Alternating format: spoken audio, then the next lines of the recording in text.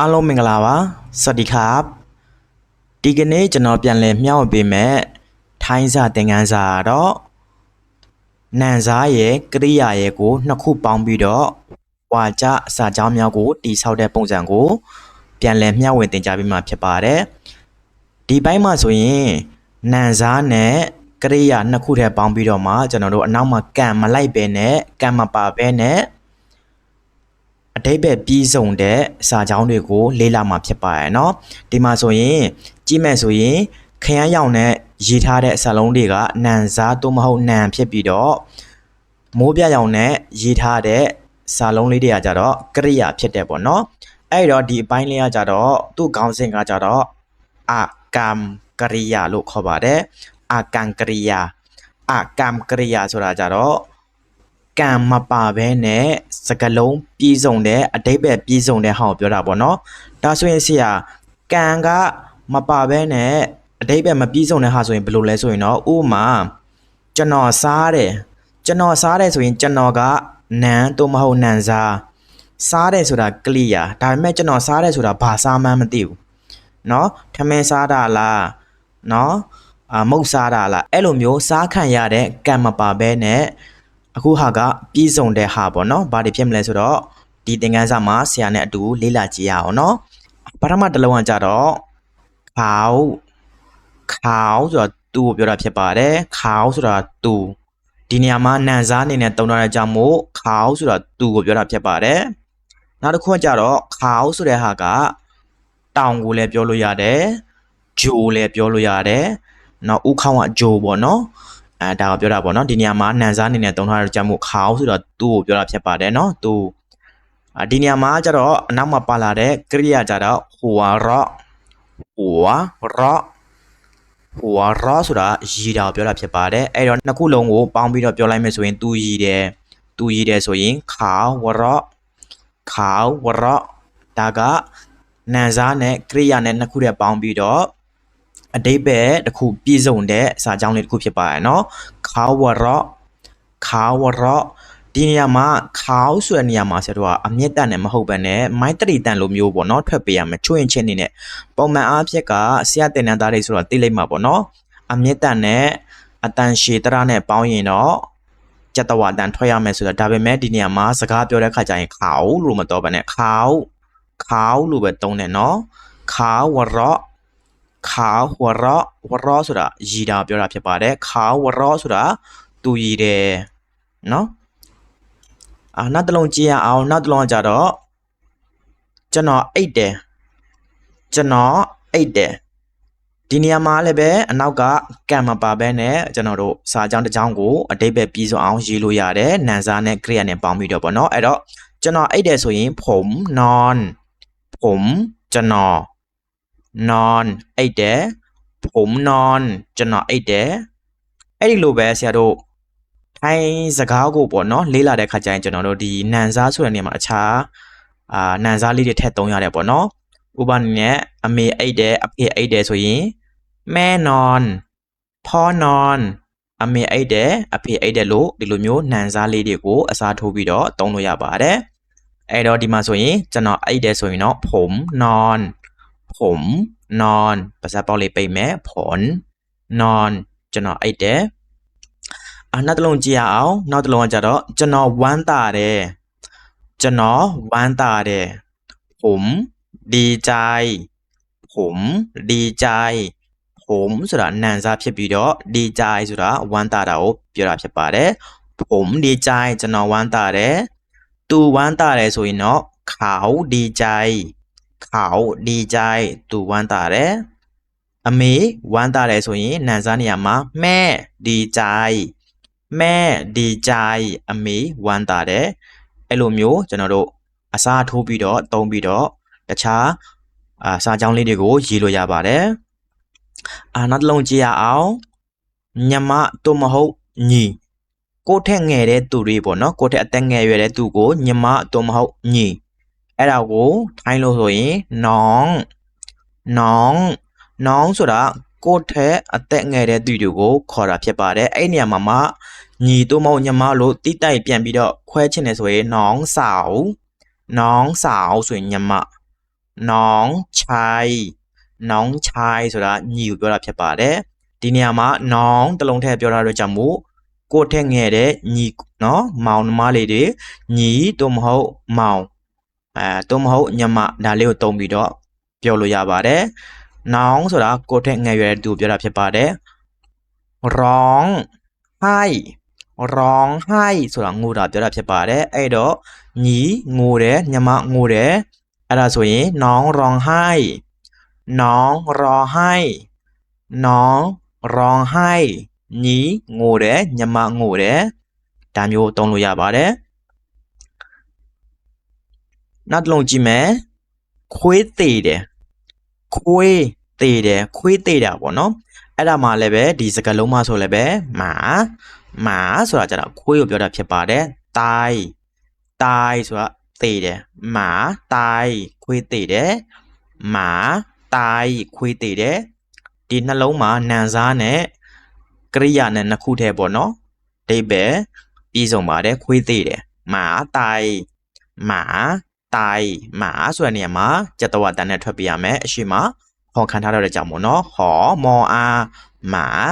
တော်အာယောတိုင်မာတိုင်ခွေးသေးတယ်နောက်တစ်လုံးကြည့်မယ်ငှက်ပြန်တယ်ပေါ့နော်ငှက်ကပြန်တယ်အဲ့ဒါငှက်ပြန်တာကိုပြောတာနกเบนနกဆိုတာနံစားဖြစ်ပြီးတော့เบนဆိုတာပြန်တယ်ဆိုတာကကရိယာဖြစ်ပါတယ်အဲ့တော့နှစ်ခုပေါင်းပြီးတော့ပြောမယ်ဆိုရင်นกเบนငှက်ပြန်တယ်နောက်တစ်လုံးကြည့်ရအောင်အဖေထိုင်တယ်အဲ့တော့ဒီစကားလုံးမှဆိုရင်လည်းပဲအဖေထိုင်နေဆိုတာကလည်းပဲနံစားနဲ့ကရိယာနဲ့နှစ်ခုပေါင်းပြီးတော့မှပြည့်စုံတဲ့အဓိပ္ပာယ်ပြည့်စုံတဲ့စကားလုံးဖြစ်တယ်ပေါ့နော်အဲ့တော့အထိုင်းလို့ပြောမယ်ဆိုရင်พ่อนั่งအဖေထိုင်တယ်พ่อนั่งအဖေထိုင်တယ်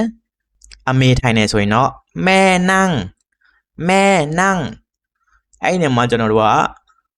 ဒီထက်စာကြောင်းထပ်ရှိတဲ့ချိန်ဆိုရင်တော့ကျွန်တော်တို့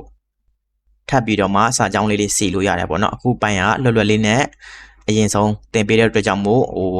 အရင်လွယ်တယ်ဆိုပြီးတော့အထင်မသေးလိုက်နဲ့ပေါ့နော်ဖြည်းဖြည်းချင်းကကျွန်တော်တို့ကစာကြောင်းကြီးဖြည်းဖြည်းအရှိဖြစ်အောင်စီလို့ရတယ်ပေါ့နော်အဖေကထိုင်ခုံပေါ်မှာထိုင်နေဆိုရင်พ่อนั่งบนเก้าอี้พ่อนั่งบนเก้าอี้အဖေကထိုင်ခုံပေါ်မှာထိုင်တယ်လို့အဓိပ္ပာယ်စီလို့လည်းရပါတယ်နော်နောက်တစ်လုံးကြည့်မယ်သူလမ်းလျှောက်လာတယ်ဒီနေရာမှာလည်းပဲသူကိုခေါင်းလို့ပဲအတန်ထွက်ပေးရမယ်ခေါင်းမဟုတ်ဘူးနော်ခေါင်းအတန်ထွက်ကမိုက်တရီတန်နဲ့ထွက်ပေးရမယ်နော်ခေါင်းเดินဆိုတာလမ်းလျှောက်သည်မာဆိုတာကလာတယ်အဲ့တော့နှစ်ခုနံစားနဲ့ကရိယာပေါင်းလိုက်တော့เขาเดินมาသူလမ်းလျှောက်လာတယ်လို့အဓိပ္ပာယ်ရပါတယ်လိုက်ပြောကြည့်ရအောင်เขาเดินมาသူလမ်းလျှောက်လာတယ်သူအိမ်ကနေလမ်းလျှောက်လာတယ်ဆိုရင်เขาเดินมาจากบ้านဒီလိုမျိုးတုံးပြီးတော့လည်းပဲစာကြောင်းအရှိလေးကိုစီးပြီးတော့ရေးလို့ရပါတယ်နောက်တစ်လုံးကြည့်ရအောင်သမီးအားတယ်သို့မဟုတ်သားအားတယ်သမီးအားတယ်သို့မဟုတ်သားအားတယ်ဒီနေရာမှာသားတို့သမီးတို့ဆိုတာကကြတော့ကျွန်တော်တို့ကိုငယ်ရဲ့အဲ့ဒီရွယ်မှာပေါ့နော်ကလေးလေးတွေပေါ့သားသို့မဟုတ်ကိုသမီးအဲ့လိုမျိုးခေါ်တဲ့ပုံစံမျိုးကိုသားနဲ့သမီးအဲ့လိုပြောတာနော်ဒီနေရာမှာသားနဲ့သမီးဆိုတာအဓိပ္ပာယ်နှစ်ခုရှိတယ်ลูกสาวနဲ့ลูกชายနဲ့သားသမီးကတစ်မျိုးပေါ့နော်အဖေမိနဲ့နေနဲ့ခေါ်ရင်သားသမီးကลูกสาวနဲ့ลูกชายဒီနေရာမှာသားနဲ့သမီးတဲ့ဆိုတာခါကြတော့ကလေးငယ်လေးတွေပေါ့နော်ကိုသားဘာလုံးမယ်သမီးကဘာလုံးမယ်သမီးအားတယ်သားအားတယ်ဆိုတဲ့နေရာမှာအဲ့လိုမျိုးသုံးတဲ့နေရာမှာหนูနဲ့သုံးလို့ရပါတယ်နော်အဲ့တော့လိုက်ပြောကြည့်မယ်သားအားတယ်သမီးအားတယ်หนูว่างသမီးအားတယ်หนูว่างသမီးအားတယ်ဒီနေရာမှာหนูဆိုတာကိုလည်းအဓိပ္ပာယ်နောက်တစ်မျိုးအနေနဲ့ ကျွတ်လို့လည်းအတိတ်ပဲပြန်လို့ရပါတယ်ကျွတ်နော်အဲ့လိုလည်းအတိတ်ပဲပြန်လို့ရပါတယ်ဒီနေရာမှာကျတော့နန်စားအနေနဲ့နိုးဆိုနေမှာတာနဲ့သမီးဆိုပြီးတော့မှအတိတ်ပဲပြန်ထားပြီးတော့မှဝမ်ဆိုတာဟာကအားတဲ့လို့ကရိယာလေးနေနဲ့ထည့်ပြီးတော့မှနိုးဝါဆိုတာသမီးအားတဲ့တာအားတဲ့ဆိုလို့အတိတ်ပဲပြန်ပေးထားတာဖြစ်ပါတယ်နောက်တစ်ခုကြည့်ရအောင်သူ့ထွက်ပြေးတယ်သူထွက်ပြေးတယ်နော်ဘာပဲဖြစ်သူကနေပြီးတော့အကျွေးရှိတာကြောက်ပဲဖြစ်ဒါမှမဟုတ်ရဲလိုက်ဖမ်းလို့ပဲဖြစ်ပေါ့နော်ထွက်ပြေးတဲ့အောင်ကြတော့หนี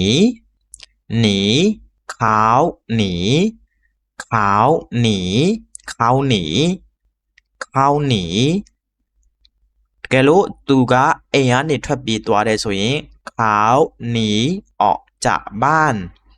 เขาหนีออกจากบ้านသူအိမ်ကနေထွက်ပြေးသွားတယ်လို့အဓိပ္ပာယ်ရပါတယ်ဒီနေရာမှာကเขาหนีဆိုတာကသူပြေးတယ်သူထွက်ပြေးတယ်ပေါ့နော်ထွက်ပြေးတယ်ဒီနေရာမှာหนีဆိုတာထွက်ပြေးတာကိုပြောတာဖြစ်ပါတယ်နောက်တစ်ခုကပြေးတယ်ဆိုတဲ့အဓိပ္ပာယ်တစ်ခုက win ဆိုတာပြောတာပေါ့နော် win ဆိုတာကြတော့လည်းပြေးတယ်ဒါပေမဲ့หนีဆိုတာကြတော့ထွက်ပြေးတယ်အကြောင်းမျိုးကြောင့်ပေါ့နော်ကိုအမှားလုံးလို့ထွက်ပြေးတာပဲဖြစ်အကျွေးတွေတင်ပြီးတော့ထွက်ပြေးတာမျိုးပဲဖြစ်ပေါ့နော်အဲ့ဒါမျိုးหนีနဲ့သုံးတယ်ပေါ့နော် win ဆိုတာဟာကြတော့ win ဆိုတာကြတော့ဒါကြတော့အခုကျွန်တော်အကစားလုပ်တဲ့ခါကျမျိုးပြေးတဲ့ဟာမျိုးတွေကိုပြောသုံးလေးရှိတယ်ပေါ့နော်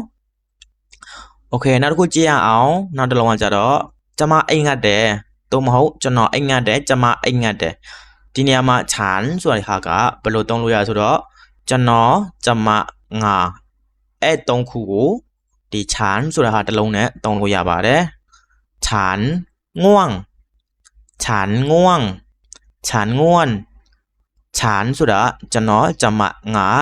ง่วงဆိုတာအိမ်ငတ်တာကိုပြောတာဖြစ်ပါတယ်ง่วงအိမ်ငတ်ဒီฉันง่วงจะมาไองานตีตัวโมจะมาไองานเดบ่เนาะผมง่วงจะเนาะไองานเดเนาะลูกสาวง่วงตะมีไองานเดဒီနေရာမှာကိုယ့်ရဲ့သမီးကိုကလေးကိုသမီးကိုပြောတာပေါ့เนาะသမီးအိမ်ငတ်နေတယ်အိမ်ငတ်တယ်လို့ပြောချင်တဲ့ခါကျရင်ลูกสาวง่วงလို့လည်းပြောလို့ရတယ်ပေါ့เนาะ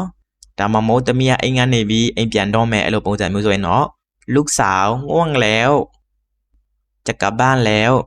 ลูกสาวง่วงแล้วจะกลับบ้านแล้วตะมีအိမ်ကနေပြီးအိမ်ပြန်တော့မယ်လို့ပြောတာဖြစ်ပါတယ်เนาะနောက်လို့ကြည့်ရအောင်နောက်တစ်လုံးကကြတော့အမေနေမကောင်းဖြစ်တယ်เนาะအမေနေမကောင်းဖြစ်တယ်ဒါမှမဟုတ်အမေနေမကောင်းဖြစ်နေတယ်ဖြစ်တယ်